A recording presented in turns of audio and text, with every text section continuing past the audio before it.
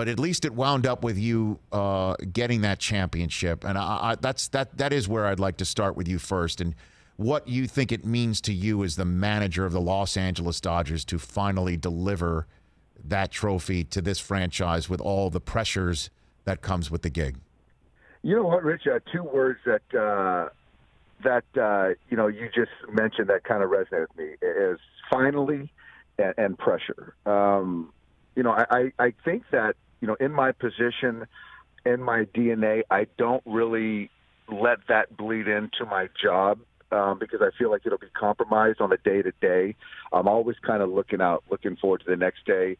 But after that last out was made, I think that the finality of it, the pressure that kind of seeped in ultimately kind of showed itself. And I feel a lot more relieved than I do overjoyed, which I don't know if it's a bad thing or a good thing, but I do think that the joy will kind of show itself even more.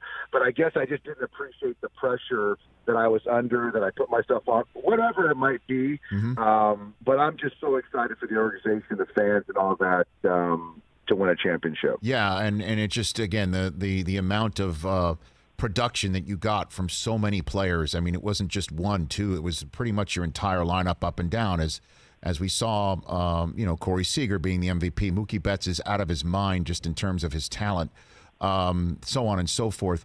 But that Game 4 loss, you're called a manager for a reason. You're not a coach, you're a manager. You have to manage everything, not just pitch count, not just this, that, but humans as well. What did you do after that? What did you actually utilize in your arsenal to try and help turn the page there so successfully? Yeah, you know what? I think for me it was, I think it was just continuing to remain positive. And there was something I did, and it was noted, and I brought it to light, is Pedro Baez came in, gave up a homer, went back out after I told him he was done, and gave up another homer, and we ended up losing that game. But I think for me is that I wanted to kind of clear the air with him and just take ownership that it was, whether it did impact or not that second inning, just say that, take ownership and say, apologize for that publicly.